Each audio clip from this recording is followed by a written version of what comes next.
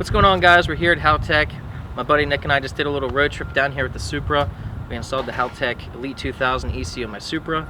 Brought it here to get tuned. The guys did an amazing job with it. So I'd like to take you inside and show you the facility here. This is their USA headquarters. So there's Australia and then USA. We're here in the US in Kentucky. So let's go in and take a tour of the place. Alright guys, so we're here with Haltech. I'm with Josh from Haltech. Got my Supra all tuned up. It's running amazing. Can you give us a tour of this place? Absolutely. Alright, let's go. This is our workshop, obviously. We do a lot of harness building over here. Andrew here is one of our wiring guys. That's his office behind him. So, I got his in on my car. yep, one name. This is a little car. We're currently working on it. This is our mainline dyno. Yeah.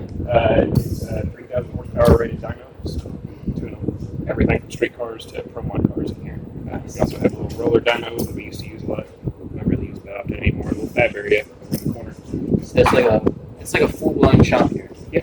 So what kind of people come here? Like, do you work on anyone's car here? Or how does this shop work in that? Typically, we'll work on something that we're developing or something that we are sponsoring. So we'll bring those people in here, we'll get them wired up, hooked up, and get the car tuned up and running.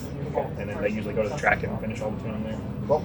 So typically, like if someone just bought an ECU, you wouldn't necessarily. No, we wouldn't exactly offer to tune it here. We any tuning that we choose to do personally is on us. Okay. We don't like to do it as a company for liability reasons. We prefer you bring your tuner or bring somebody who is a trained professional to take care of that aspect of it for you. Cool. Training room. We'll host seminars in here a few times a year. Not necessarily how to tune seminars, but more of a what you can do with our ECUs, what the ECU offers you, what functionality you get out of our product versus somebody else's. So what kind of person would typically come to this seminar? Typically, we try to push it on our dealers, people who sell our products and are doing the installs in their own facilities. That way that they have a little better understanding of what things they can implement on their customers' cars to give them the best advantage. We're going to continue on this way.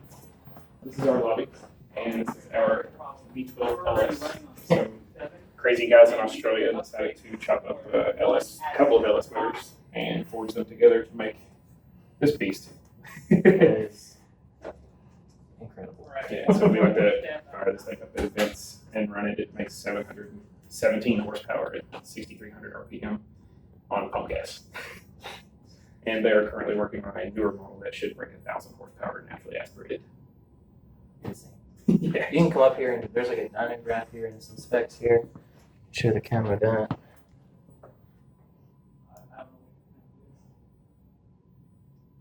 A V12 LS. 8.5 liters. I think we could warm him on something like this.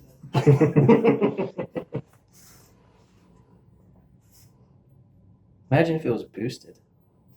That was one of our plans, was to get like 4 62, 66s or something like that, and just hang them off this thing just to make ridiculous noises. And this is your race? yeah, this is our raceback IQ3 Street Dash. This thing is actually really cool because you can integrate your high beams, low beams, check engine light, turn signals, everything into it. And it also does progressive shift lights, can have several different pages of information, all kinds of things. We also have a logger version too, that you can put a little micro SD card in. Oh. Just logging to the dash itself. So if you have things that the ECU doesn't need to see, like suspension geometry or suspension travel sensors and things like that, you can feel that into your login. What software are you on? Here's the rest of our lobby. The ECU chart, ECU buyer's guide. You can actually find this on our website, which is very handy. I directly to this all the time. It shows them which ECUs do what things. I got the 2000. Cool. And then we have a little display with all of our previous generations of ECUs, the old F boxes, and the E boxes, the red box ECUs, and then we have our previous generation of the Platinum series, the silver boxes, and then the current generation of all the Elites. Sweet. This is the one that I have when they just installed. I love it. So we just have a few offices, a little meeting room over here. You can go over here and show you the sales room. Yeah. Probably number 2 long. Some of them are on fine. is our sales room. This is where we do all of our tech support and sales. People call in. If you call us, we answer the phone. Somebody in this room will get you. A lot of VCU companies and things like that don't have that sort of support here as we do. So cool. I guess these are all. Yeah, these are all some of our trophy cars, sponsor cars, guys that just run our stuff and wanted to say thank you. I'd like to show them off. Yeah. I like the S15. Oh yeah, it's a fast car. Me and Victor went down and helped this guy out at the track last year. I think he won the stick shift class 3 years in a row. It's a very fast car, very awesome car. 2 turkeys. Those are actually fake. Oh. And they call us racers. So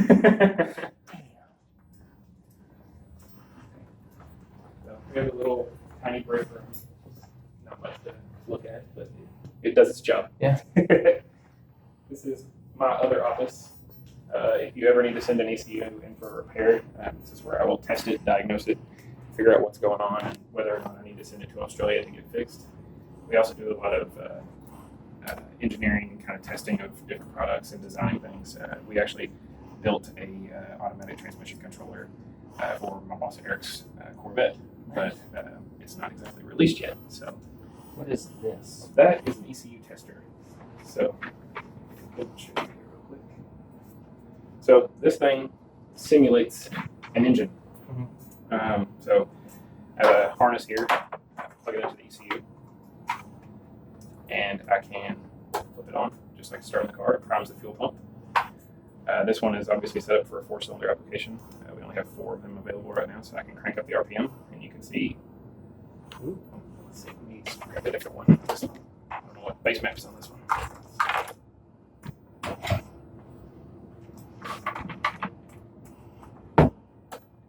Okay, this one should be good to go. So you can crank up the RPM. You can see all the ignition firing. If it's set up right, you can see the injectors firing too, but I don't know what base map's on this thing at the moment. So this is actually set up for a rim harness, so you can have a 2500 and a rim box, which gives you 16 injectors, sequential control. So Nice. we use those on big boy cars that run a lot of methanol. Yeah. So they're a pretty cool setup. You can test all your inputs here. I can test throttle, manifold pressure, air temp, coolant temp. I can assign different things to these other AVIs and test whether they're working and what the outputs and things are doing. So I can test the full functionality of the ECU off of one of these. The only thing I really can't test is the load bearing side of things. So if there's something that's putting a lot of load or stress on the ECU, say like bad grounds, I can't really see that on this tester, but there are some obvious signs in the ECU if something bad has happened. So, So if someone sent in a fried ECU, like your typical fried one, what would happen or not happen when you plug it in? well, let's grab it. Let's see.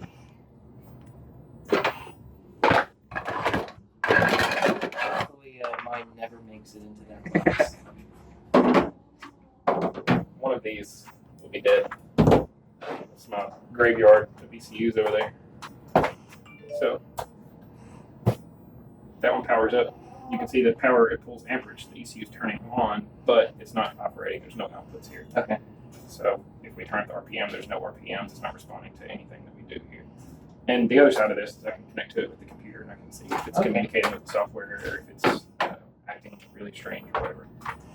Some of these will actually trip the current on this thing. No, that one's not. This one's the same as the last one.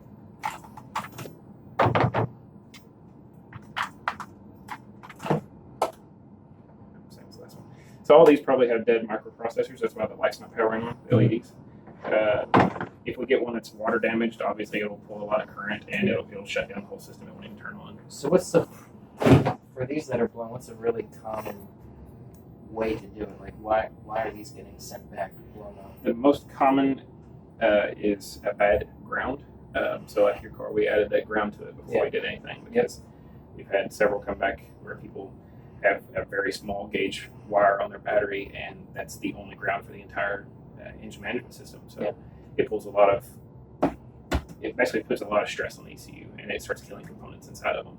The other most common thing is somebody will not be paying attention and flip their battery terminals so they'll put their negative on their positive on their negative, and it completely reverses the polarity inside the ECU and kills it. So make sure you have good grounds. You need good grounds. They told me to run a 2-gauge. No, they told me to run a 4-gauge ground wire from the battery to the motor, and I went and bought a 4-gauge accidentally, so I have this big garden hose running through my car, but can't have too much ground, right? No, can't have too much ground. It'll be all right. We also have a lot of cool toys in here too, so we can test all like our different idle air control motors. We can test a lot of different trigger type inputs and cam inputs. Is this the one you're talking? Yeah, this is the one I was telling you about at lunch. That if yours is not going to cooperate, these are very basic, but they work very, very well. They're just a 2-pin instead of a 4-pin like the Supra. Mm-hmm. And this little valve inside here will just open and close, letting air bypass from pre-throttle body to the manifold. And we can test our drive-by-wire throttle bodies here. Test various ignition setups, CDI coils, IG1A coils, LS coils. We've tested them all, played with them all. Awesome. Keep a lot of spare parts in here for testing things as well. I like to show this thing off too. This was the first 3D printed case for the Elite series, so I have to call him Mr. Frosty. So this is the first, I guess, preliminary design for what eventually becomes the case for the Elite. Nice. Pretty cool. How long ago was that? That was probably 2013 or 2014. Probably 2014, I'd say. Yeah.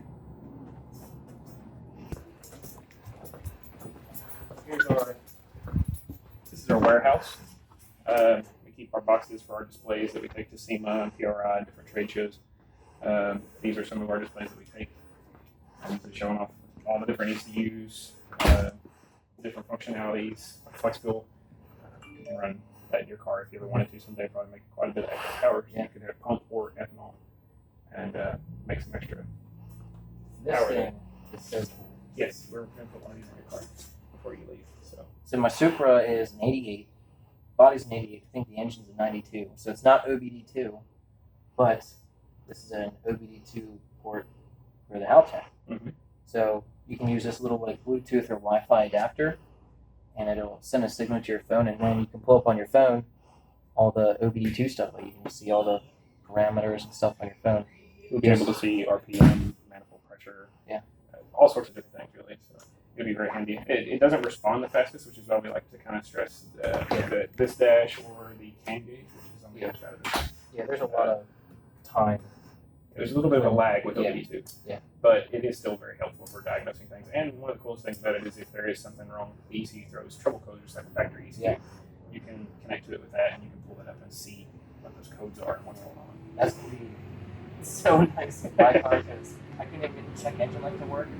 I've rewired it like 3 times, and I could never use the diagnostic port. So this is going to be just how it's just going to make the car so much Bring better. the car into the modern era.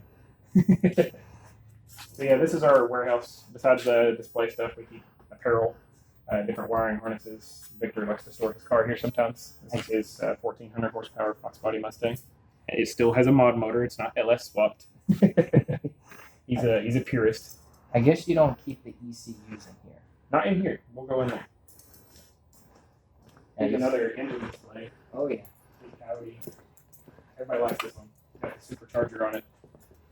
We take this one to shows too, but she's getting a little dated now, so we need to do a little touch up on her. Yeah, come over here on this side, man. Check this out. I think we need to do something like this up at CJ Pine. Battery's been dead. That's so cool. That battery big then. Yeah. So you need to put that blower on my truck. Yes. That's what? That's it. Pass it.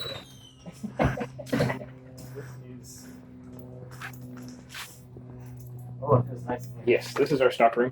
This is where we keep all the supplies. So everything from our awesome straw hats to our ECUs, which is behind you there, to sensors, to coils, to different patch harnesses for a lot of different cars now. So we can kind of browse around and look through some of these things if you want. Mm-hmm. I'm pretty fond of the straw hat. They've been pretty popular. We didn't think they would sell as well as they have, but they have been I received also, by the public with love. I have to say, I also love the keychain. Like, this is like the most high quality keychain I've ever felt. Like, it's got, Diecast aluminum, baby. yeah, it's like there's weight to it. Like, it's It feels like you got something. yeah, yeah, exactly. Yeah, all of our ECUs, all of our dashes, wide variety of sensors for everything from knock to temperature to temperature sensors, Everything here. And over here is like our different patch mixes. So Evo 8, 9, Evo 1 through 3, WRX, Mustangs, Miatas, RX-7s. All the popular ones. Yeah, all the popular things we've probably got a patch mark for. The Supra, the MKIII. Yep. That way they didn't work on yours, but we had a solution for it. So. Well, it's my car, so it's not your fault. It's my fault. And then down here we have like fully terminated engine harnesses that come pre-packaged, ready to rock. You can replace your factory harness with these things. This is like what's on the motor outside. Here you go, Nick. Coyote. 5-liter. Tell me what a good time.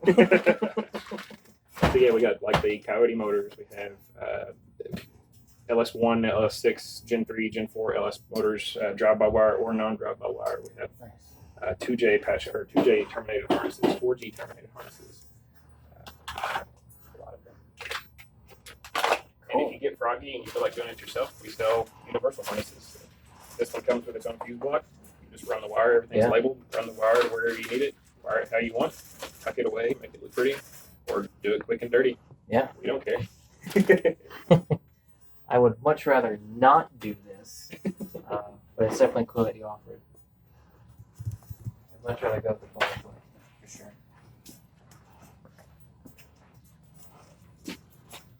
Red button.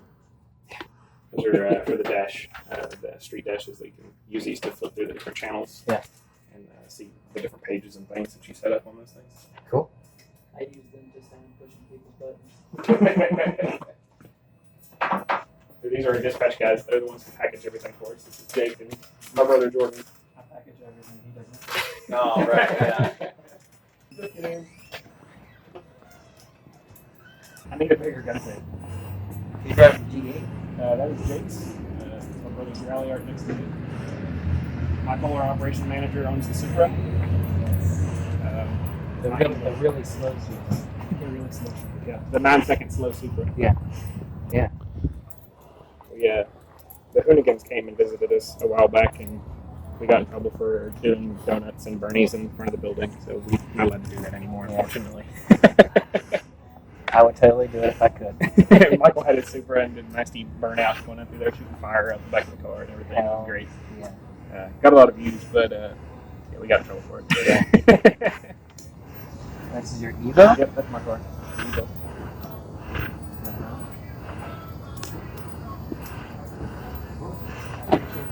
Yeah. Thanks for giving the tour. Thanks for helping me out. You couldn't be happier with the car. I'm glad you liked it. Thanks so much, man. Thank you. Yeah.